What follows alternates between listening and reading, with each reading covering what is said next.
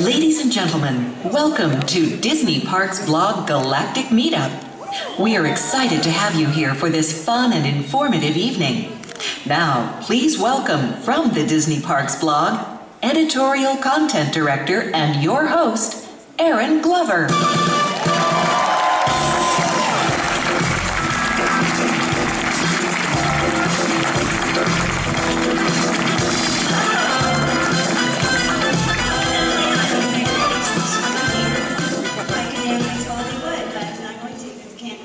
So thank you all so much for being here tonight. Who is excited about the #Galactic Meetup? Me too. We've been working so hard on this event. I'm so excited that you could be here. This is unlike any other Disney Parks blog meetup we have had here at Disneyland, and I can't wait to get started. So first off, let me just say thank you for reading the Disney Parks blog. We are so thrilled that we can bring you the news and updates for Disney Parks and resorts around the world, and that you can join us at events like this. So, who's a Guardians of the Galaxy Mission Breakout fan? Me too, and right now during Halloween time we have Guardians of the Galaxy Monsters After Dark. Who's had a chance to experience that? Well, you're all going to ride it tonight. Yeah, we're really excited. After our panel discussion, please join us outside for a bit of like snacks. If you know your Disney Parks blog meetups, you know I love feeding you guys dessert. So we're going to have some of that, and please ride Guardians of the Galaxy Monsters After Dark. Maybe before you eat your dessert. Just Guardians of the Galaxy Mission Breakout is our first superhero-inspired attraction at a domestic Disney park, so it's given us a chance to tell your favorite superhero stories in ways that we've never been able to before. So that's what tonight is all about.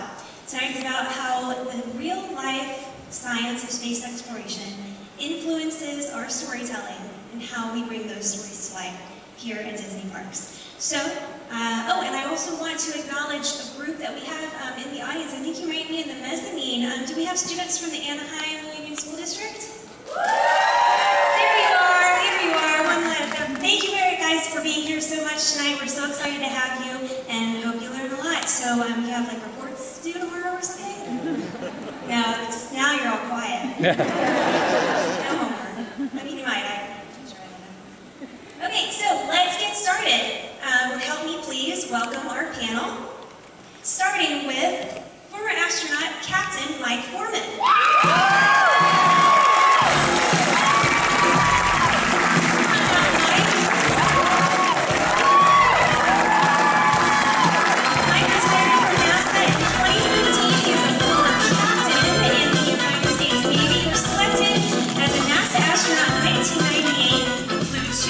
Shuttle missions logging 637 hours in space, including 32 hours and 19 minutes, is that right, of extravehicular activity. I had to Google it too. It means spacewalks, right? Leaving the vehicle to perform space station assembly. Sounds very impressive, yes. All right, please help me welcome Dr. Kimberly Aniko-Smith.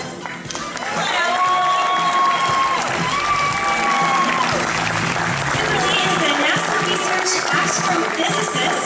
She's worked on infrared, airborne, and space telescope cameras and spectrometers. You're right, I'm reading this off my notes, by the way. Don't at me. This is really complicated stuff. She's tested detectors in laboratories and particle accelerators, built lunar payloads, and most recently served as deputy project scientist leading the calibration of the New Horizons Pluto flyby mission.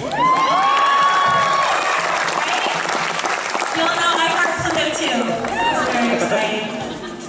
Yes, so that, if you all remember seeing that, of course, on Instagram and Twitter with the heart on Pluto, so cool. She's now leading the largest airborne astronomical observatory in the world, SOFIA.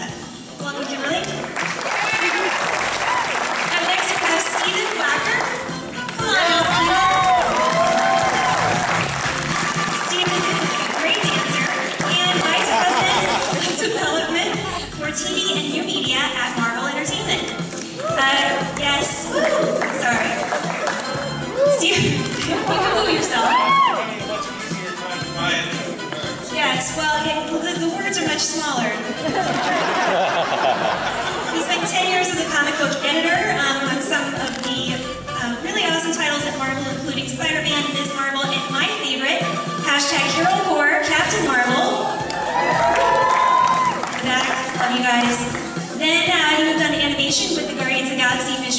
animated series, coincidentally.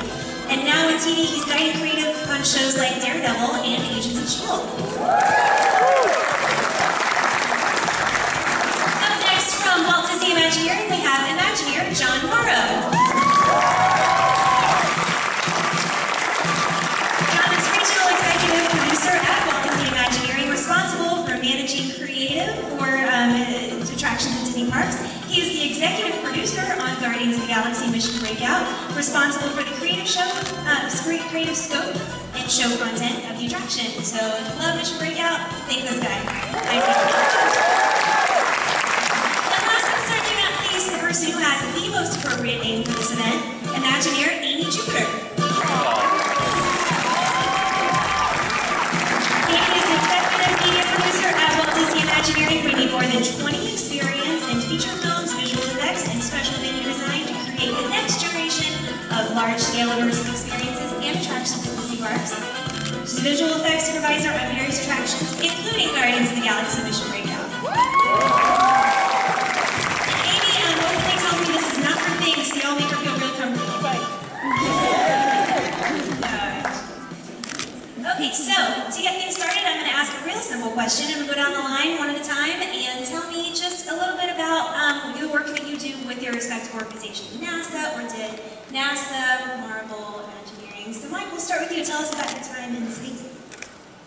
Wow, that's a Start at the beginning. That's a short question with a long answer. But I won't take up too much time. I always wanted to be an astronaut. I was fortunate enough to get to live, to do my dream job, and just had a great experience, best job I've ever had as an astronaut, of course, and enjoyed the time in space.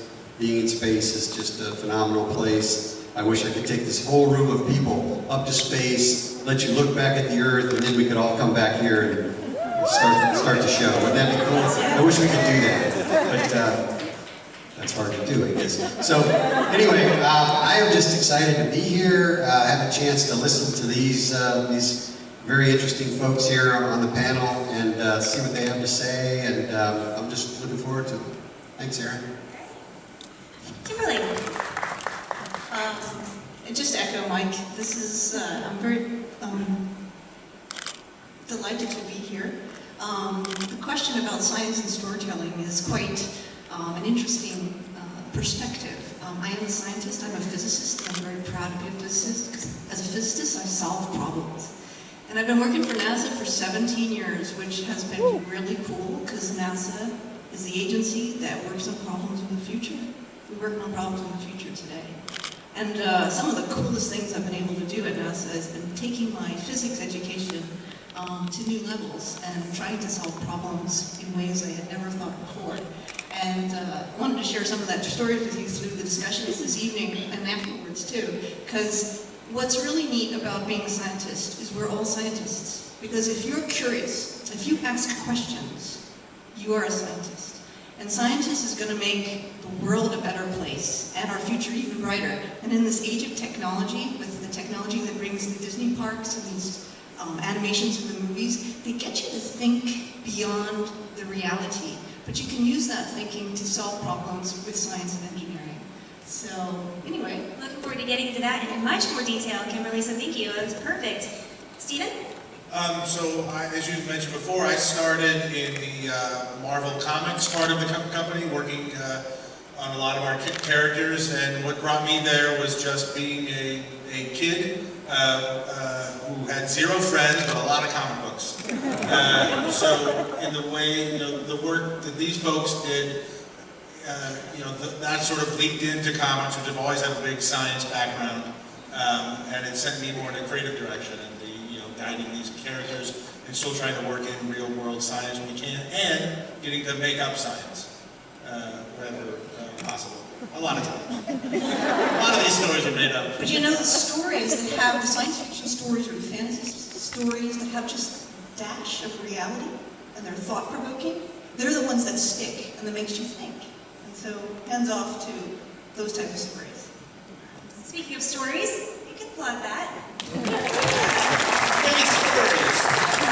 Speaking of stories, let's talk to John. Tell us about what you do at What's my story? I get the great honor of bringing stories to life, so all of you get a chance to immerse yourselves in them. So it was really an honor and really a thrilling project to work on Mission Breakout. And then just shortly into the project, earlier this year, we got the task of saying, gosh, it'd be great if you could also do a Halloween show. We're like, what? We just need to get this open. But we did it, and hope you all liked it. So that's the fun part, is getting to do more and more really cool things that you can bring to all of you. I work with Amy, by the way. Yeah. Hi, Amy. Hey there, Erin. How are you? Good. So yeah, tell us about your work. So I make film-based attractions, mostly film-based thrill attractions. I make a lot of things using technology, and I'm really thrilled to be here with you guys who actually use technology to go out of this world. And so I'm really excited to hear what you guys have to say about how you use technology, because I know when we use technology, our goal is to have it disappear. And I'm really excited you guys are here to see Guardians of the Galaxy today, Monsters After Dark. I'm hoping that I get to spend some time in attraction with you guys today. Yeah, there's nothing like riding an attraction where you can build it and learn things that you never would have known otherwise. It's really amazing. So definitely throw her over your shoulder and make her ride with you. And then I got to meet 2 Imagineers. Yes. Because I didn't know what an Imagineer was. So I'm delighted. You are an Imagineer. Everybody is an Imagineer. It is a state of mind. Remember, all of you are Imagineers, and we all have that potential. So, welcome. You were an Imagineer.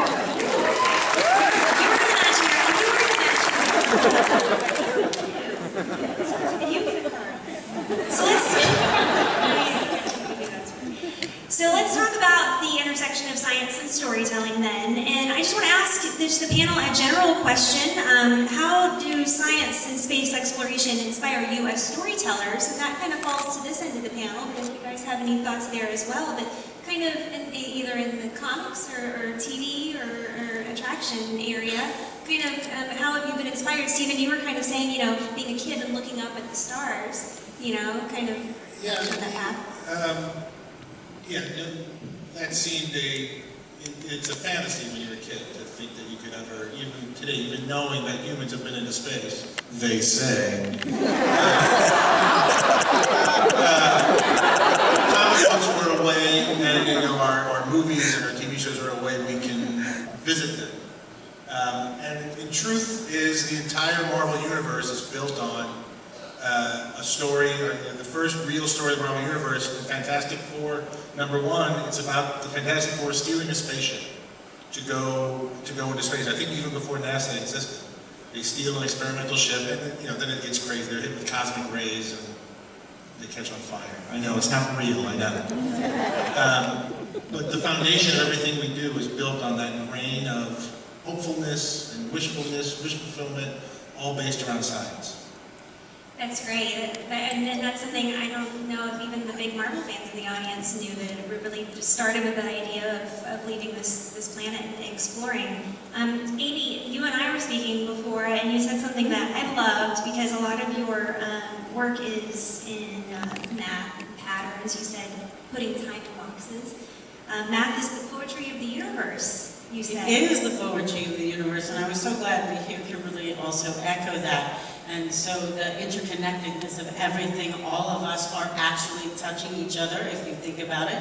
We are, and so we use science and technology every day. We use it to put these attractions together, and these guys use it to, go to the moon. We hope to inspire the next generation of engineers by what we're doing. I worked on something called Mission Space that was that's in Orlando. I've worked on Apollo 13, and we've gotten to meet a lot of your brothers and sisters from the space industry, and we have similar aspirations to inspire the next generation. And so in our 140-something disciplines in Imagineering. We use science and technology, but again, we hope that it disappears and that you are actually transported into a different universe, our universe, and our stories. So immersion becomes something that we use technology to enforce. So. But John, story always comes first, right?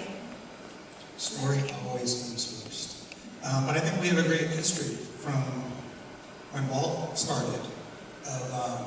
He was inspired by science. He was inspired by science in films and brought it into the theme park experience as well. And from the early days of Tomorrowland, and whether it's going to the moon and an attraction, Space Mountain, Mission to Mars, Spaceship Earth at Epcot, all of Epcot, which really celebrates that combination of technology and entertainment. I think there's always been that sort of passion here that we're inspired by science, and we use it as a tool to tell our stories. And a lot of those stories probably came from authors like Jules Verne, writing books. Absolutely. He was writing books in the 1800s. A lot of people, we don't realize this sometimes, that a lot of these concepts for things like spaceships, submarines, came from books that were written well before any of that stuff was really imagined and engineered and created. It's just kind of great. It's great that you mentioned Jules Verne, because on one of my other projects, I've been building payloads to fly commercial spacecraft, and I had the privilege to be at Blue Origin in Seattle, Washington. Jeff Bezos from Amazon. He has a replica of a rocket based on a Jules Verne, a novel from the 19th century, in his office. And he has a collection of amazing science fiction and storytelling that fuel creativity as he's developing these vertical takeoff, vertical landing, new types of rockets. And so just seeing that firsthand, that timeless stories still inspire the inner scientist and engineer who are doing new things today. Let's talk more about that, Kimberly. Specifically, how these stories help you think differently, and like too about the work that you do, help you think differently. I like what you said in terms of taking the leap to put yourself in that place. Maybe that stories can do that maybe as a scientist you don't take that leap of creativity. Well, as a scientist, we're all wonderfully trained to ask questions and be skeptical. And modern day science, how we go about solving problems, is incremental. We design an experiment.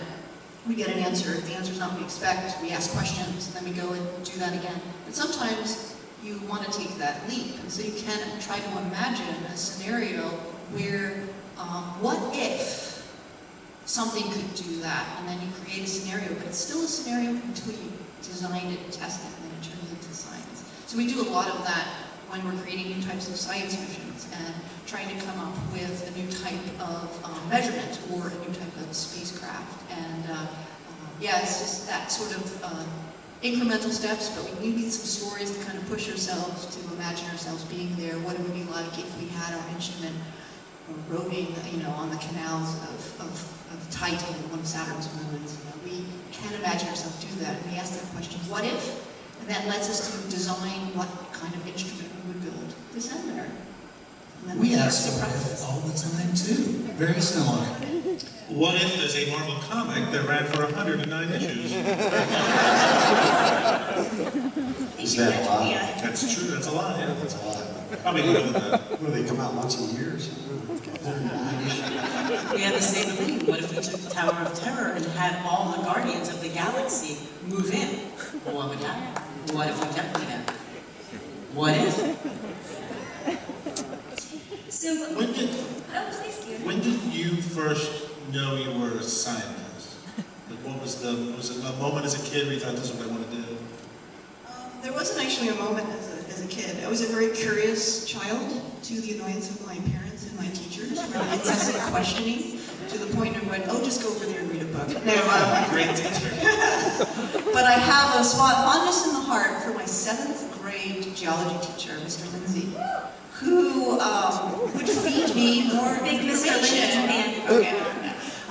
He would feed me in more information after school and got me into astronomy, because he would send me things. Oh, these are the star charts that you can look and monitor. And I'm like, I don't know, I can do that. So it was the encouragement of that. So it was a combination of just being a curious child and also running into some very influential teachers who made me think, oh my gosh, you know, I can be a scientist. And, you know, a scientist, I travel the world, I go to crazy places and do experiments. I mean, I'm told to destroy things and get paid for it. Yeah, destructive testing and engineering is quite a, you know, quite a job. But yeah, you know, it started with a child and just kept continuing. So, no actual moment though.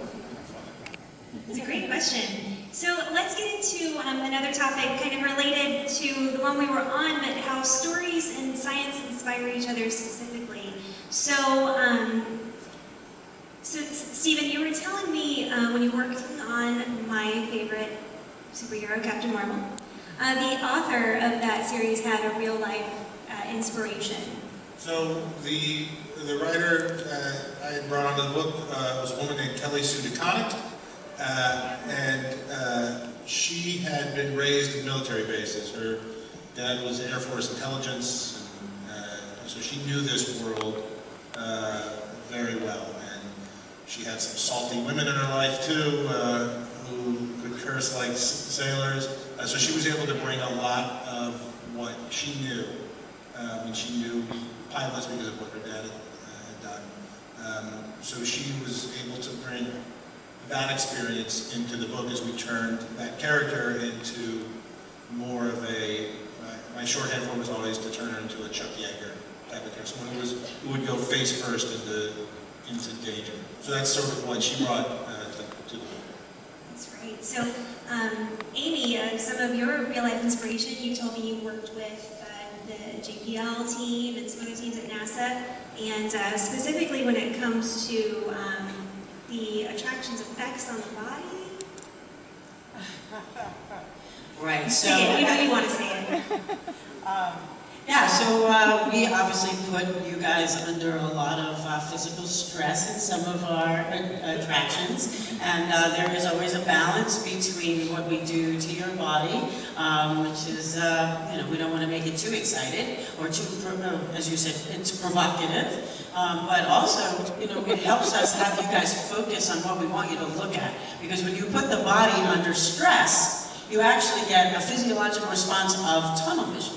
And so we actually help you to focus on where you are in the attraction, what we want you to look at by moving you around. So when we asked what does everybody love about the ride, about Guardians of the Galaxy? And it's just that ride system, now we use it to its utmost capacity. We move you always. And one of the things that inspired us is, you know, to have it moving always. And that would help us to sort of help you feel like you're with the Guardians, with your, in the attraction. So the physiological response is something that we use all the time in order to help you guys, to help us tell the story. And I can attest that we did a lot of testing to get it right for you. And it wasn't always as fun as it is when you do it 12 Do you times count in a how row. many times? Do you have a rough idea? I probably made it to about 10 or 11. In a But there row? was some, Joe Roddy, for those of you, he was on it all the time. We'd take a break here and there, but he would go. So. You got a lot of different intervals and different speeds. We tried a lot of different profiles before we settled on the ones that are working now, because we really wanted to be able to inspire the excitement that we have right now. So these are well-tuned, and our bodies are definitely better for it. These are like test pilots. I'm a test pilot. I was a test pilot in the Navy, so I know about pushing back the edges of the envelope. And I guess, what do you call the guys that ride the rides in all different areas? The people in testing that are getting the data points. The dummies? The golden bus. The test pilot riders, the test riders, I guess. And you're getting a scatter plot of data all over the map, and you're sort of saying, okay, let's not take Joe's citizen, average citizen, to this area of this is a bad provocative, meaning it provokes a physical response, and astronauts know that when you first get to space, it's best to not be doing this and moving your head up and down. You want to sort of you know, while your body sort of adjusts to that weightless environment, you want to be in a non-provocative position for as long as you can, and until you kind of gradually start to move your head and start to float around and things. So I know what you're talking about. If you want to see someone unaffected by Mission Breakout, this is the guy to sit next to. This thing was dropping. Let's get into it though. I was sitting right behind you and you kind of had this thing going on. Right. Well, I guess you can't do that in the space guy. Yeah. going to space is not sort of as up and down as it's sort of like we're going one direction and we're going to just accelerate until we get to 17,500 miles an hour, and then the engines are going to cut off and we're going to stay at that speed. It's not kind of like we're going to throw you up and then throw you down and then throw you back up. So how super cool is that? 17,500 miles an hour sustained. I think there's a new attraction coming up. Totally geeking out with I got the Mach 25 patch, so I actually did it. I really did it according to my patch.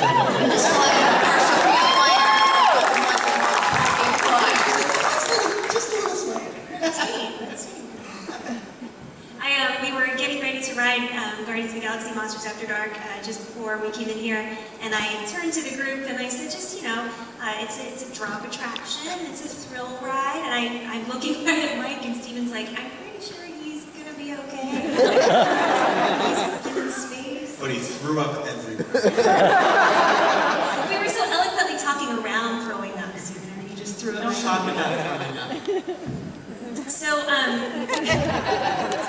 I'm sure Kimberly and Mike, you guys have seen the work that you do kind of portrayed in storytelling. You've seen it done well, you've seen it done questionably, without, you know, naming names exactly.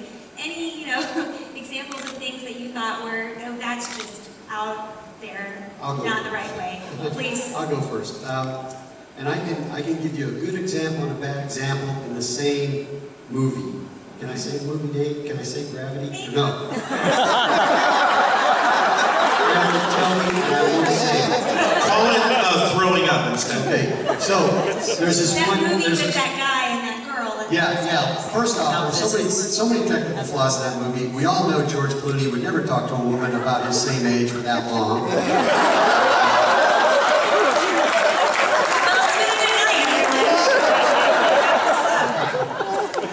But on the flip side, the visual effects, the scenes where they showed the Earth from space, those scenes literally took me right back to being in space and looking back at the Earth. So well done. I'm not sure how the director did that, the magic of imagining this stuff, and I don't know, but it was just phenomenal. The only criticism I would have on those parts of the movie were that, you know, they're in orbit, they're moving around, so when you look down at the Earth, you're not just hovering over the same spot, which in a few scenes they sort of slipped up on that. Most of the scenes they had the orbiting part really well done. The visual effects were tremendous in that movie, but you know, no, you can't fly a fire extinguisher in space. You know, when I come back in from my spacewalks, you know, I'm not just slipping out of the suit with a, you know, panties and a sports bra on. You know, I got a lot of underclothing on to protect me from that suit. You know, so the space station is not right next to the Chinese space station. It's not right next to the Hubble telescope. They're all different orbits. Okay, we can talk about orbital mechanics, but we don't want to go there. So anyway, I've seen it done very well though with the visual effects. And now, if you ask me what my favorite, can I say what my favorite space movie is now? Am I allowed? I know. Probably not at Disney. Am I really going to be able to stop you? The Martian is my favorite movie now. Yes, the book is better. The book is better. Yes, you got to read the book. It's fantastic. It used to be, I would say, Apollo 13 was my favorite space movie. I loved that movie. I loved how well they did that. But when The Martian came out, I thought, wow, these guys, home run. So hats off to Andy Weir for writing that book. How accurate was Guardians of the Galaxy? Hey, I thought it was spot on, you know. That's exactly what happened. Well, Kimberly and I wanted to ask you specifically about something that happened in the first Guardians of the Galaxy film, remember when Gamora is floating out in space? That was a lot in the second one as well. Yeah. There's a lot more bodies. There's a lot of bodies, that's true. Yes, you're right. There's a lot more than just her. Yeah, so spoiler. So I guess we were wondering kind of, what is that? I mean, I not that you saw a lot of bodies floating in space, I hope. Do you remember that scene? Yeah, how realistic I do remember that scene. I remember seeing several scenes, even with Chris Pratt. You know, he goes out without his suit on there in one scene, or he gives his suit to Gamora to sort of save her, and his face is kind of icing up, you know, and actually, of course, they revive him. But I'm watching that, and I'm not a doctor. I don't know all the human physiology that well, but I don't think you would survive as long as it looked like they were surviving in space without a suit, because I think with no pressure on your body, everything would just want to come out, you know. So what do you think? A lot of that movie's made up.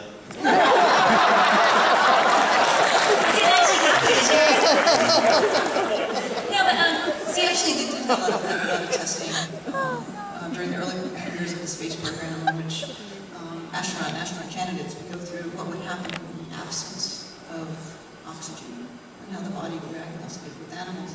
But actually, when talking to you about that, and then having to go and speaking with a doctor friend to tell me what would happen physiologically, and Guardians of the Galaxy is not off the mark. I mean, of course, you don't have any basis of time whatsoever is doing, but we, as bags of water, our cellular structure is quite robust to not dealing with a pressure differentiation. However, you sort of don't want to be caught holding your breath when you're in that sort of environment, because you do have the delicate tissues in our lungs would not necessarily sustain that sort of pressure, and you could rupture. so in space, no one can hear you scream. No one can hear you scream. In fact, the recommendation, if you find yourself thrown out of an airlock, exhale. It will save your life. You write that down. Somebody tweet that. Stephen, you said something to me about choosing exciting over accurate. What's that? You choose exciting over accurate. Yes, in the same way that John was talking about choosing the story over everything else, certainly in comics and all of our projects, Marvel will definitely choose the moment that's more exciting over the one that's more accurate. But different projects call for different things.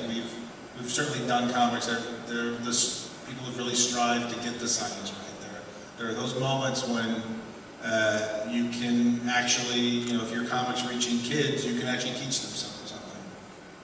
So there's plenty all over the place. Yeah, I want to second that, because when there's extra attention to a story, a comic book story in particular, that you know is fantastical and you know it's the beyond reality because you're super strength or you got these superpowers. But if you throw in an element of truth, reality, it makes you wonder, you know, could that happen? You know, so Iron Man, Tony Stark, you know. Spoilers for Iron Man. No, this is from a movie from a long time ago. I forget which version. How many have there been? You're well outside of the spoiler window. So. No, but he's you know, he's in one of the movies from the past, and he's got a heart that's being fueled by palladium, and that's poisoning him, right? And so, in order for him to create the next element, he's got to create a particle accelerator, and that's how we create elements today. Is we have to build a particle accelerator. Of course, we don't do it within 2 days like he did. It takes years. He's very smart. He's very smart. But I have been impressed by the engineering thinking behind the Tony Stark character and the way they infuse little bits of engineering here and there and bring a little bit, even though it goes a little bit beyond. I think it's a good story. On the publishing side, anyway, we have connections in the scientific world. We've had people come in and make short videos for us. We've had some event in the comic book. We did this in Iron Man a few times, and they would sort of walk you through how this could happen. Here's the science behind this. And I think that character in particular, because of those movies, and he has a new protege now named Riri Williams, who's made her own iron suit also. We've reached a new audience of young scientists. Trying to bring that into the books. In fact, they used Riri for the MIT acceptance film this year. And she makes I would like to read one of the comics. I don't know what that I'll get it for you. Yeah, I always need help. I'm always looking for help.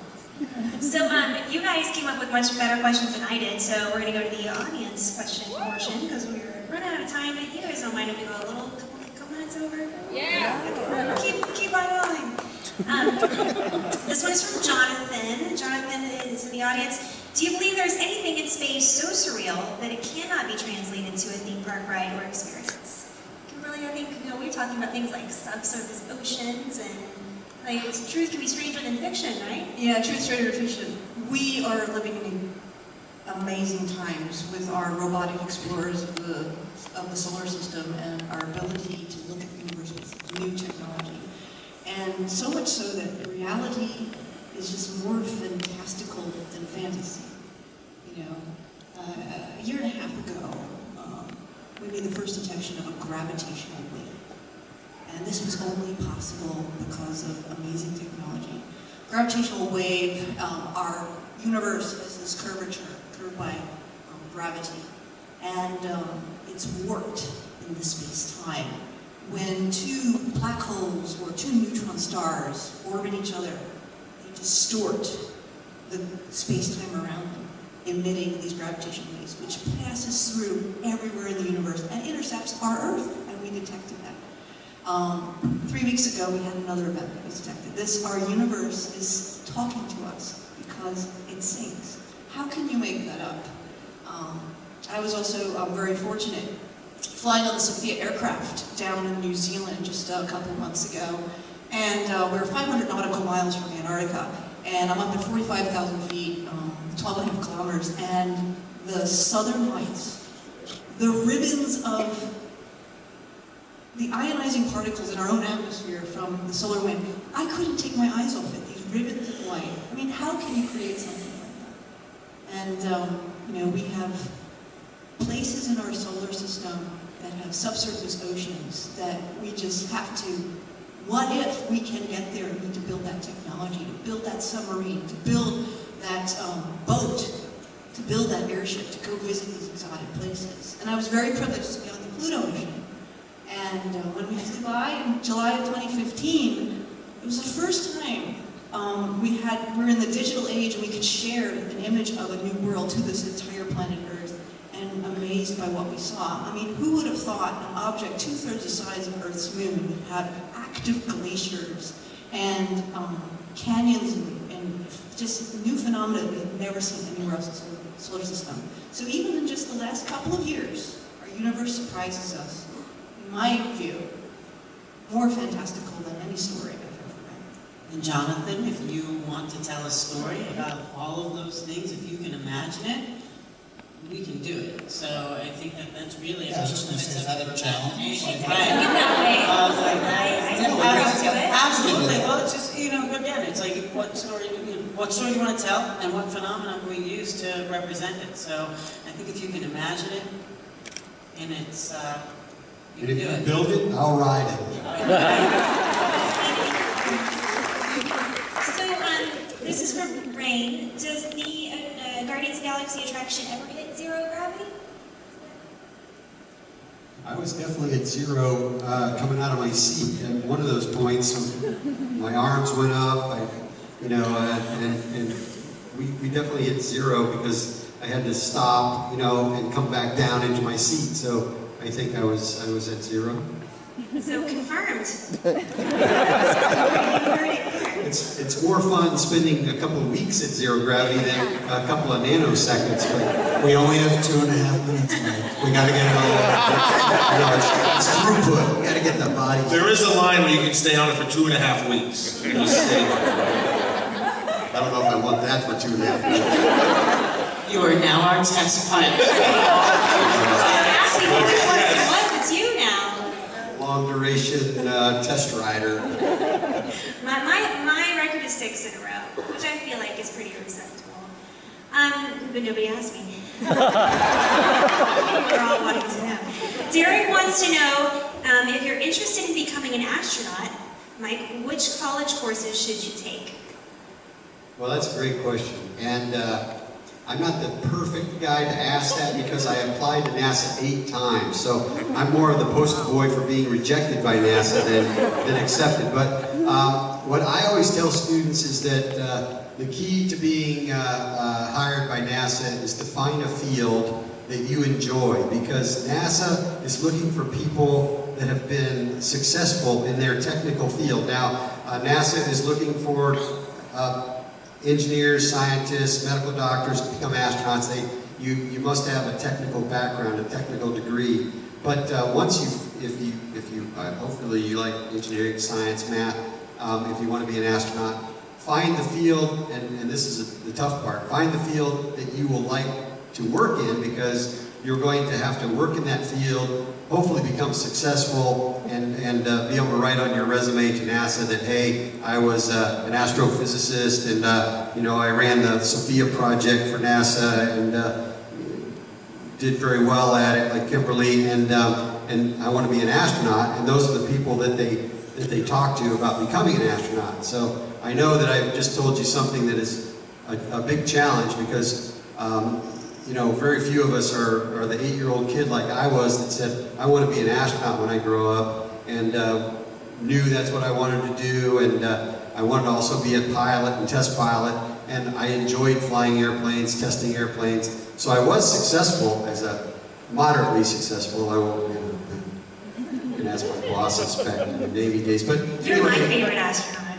Okay, Yeah. all right. So much for me. I've applied 4 times, and I'm going to apply again the next time I get an opportunity. There you go. Yeah. Well, let me know when you get to 8. So, Carlos Escobar, are you in the room? Where are you? No, right down. Of course, you're in the front row. I feel like that kind of answered your question too, but you had another one. He wants to shake your hand. Don't come up these stairs. You stay in your seat. But maybe when we're please, our panel is going to join our party after the discussion, so please shake their hands and come up and say hi and tell them how much you appreciated them tonight. So yes, is the answer to your question. Where's Phoebe and Ariel? Oh, you girl, there you are. Yes, I'm sorry, I couldn't see, but now I see your ears. Hi, shout out. You guys had some great questions. So I have to ask you this, Mike. Have you ever tried eating a jelly donut in space? Well, you know, that's a great question. I would have loved to have taken a jelly donut to space.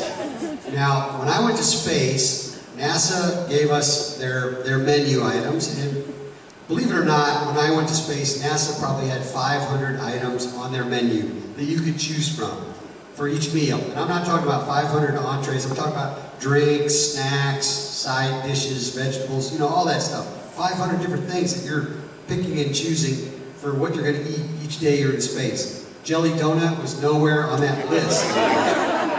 You know, that would have been a lot of fun. It would have been a little troublesome, I think, because, you know, I have enough trouble with jelly donuts on Earth. And I think in space, you know, the zero gravity portion of that, the jelly would have been, and, you know, our mothers aren't there to clean up after us, so we have to clean up our messes. It reminds me of one food item that I ate maybe the first day in space, and I never ate it again, even though it was in my food locker, which is... Jello. Which is what? Just kidding, Jello.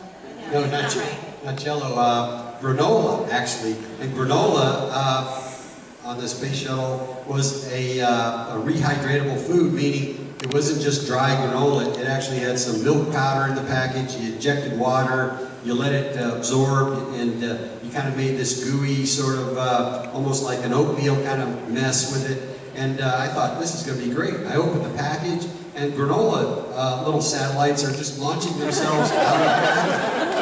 Now, most food behaves very well in space, even though when you cut open the package, it doesn't float out. Even if we had Jello, I don't know if we have Jello, it wouldn't float out. It'd stick inside the package until you scoop it out, and then it sticks to the spoon. Well, granola, totally different. It just, you open the package, and as careful as I could be, not shaking the package, little granola, you know, projectiles just coming out, and I said... I had the same experience on Mission Breakout. Granola is not good on Mission Breakout, I guess so. Granola, yes. I don't want to be cleaning up granola either. So, anyway, no more granola after my first meeting. It does say there are some STEM students in the audience, right?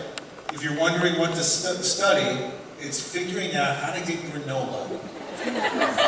acceptable in a spacecraft? The That's the big hole. breakthroughs in That's science, Figured out I could granola do, technology. I could do fine without granola. a granologist. Phrenologist, that's good. Speaking of STEM, Emily wanted to ask, Jazz and Kimberly, but I'm going to give this one to Amy as well. Gosh, work hard. I do think tenacity. I was not the best applied mathematician.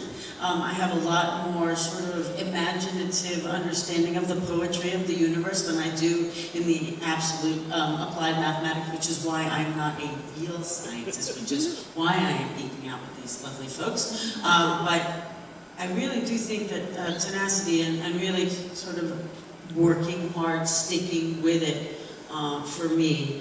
I tried every single thing. I took my MCATs, my LSATs, my GREs, my GMATs, in order not to be an Imagineer. But every day at Imagineering engaged all the different parts of my sort of intellect and emotion. So I use it almost every day, my math and science background, but I also picked up a lighting design degree as well along the way in college. I double majored, and but that again, photons, and I use it every day. Well, Amy, don't sell yourself short.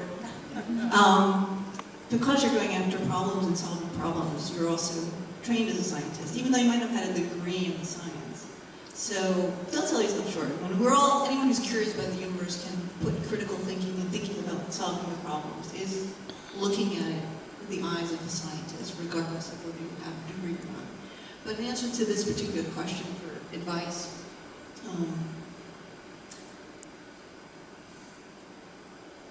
develop a thick skin. It's not going to be easy. There's going to be some interesting challenges that you're going to question yourself.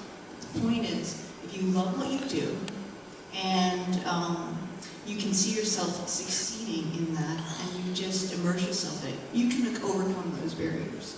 And if you get an opportunity to nurture your interest in science through working in research, doing something different than your peers, you will stand out, and you will be, you'll see that you can actually succeed, even though you might be surrounded by negative energy. But you do have to develop a little bit of thick skin. But it's very rewarding. I think that's great advice for anyone pursuing a dream. Thank you.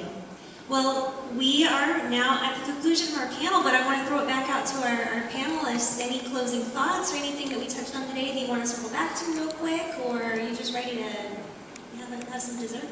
On the ride again.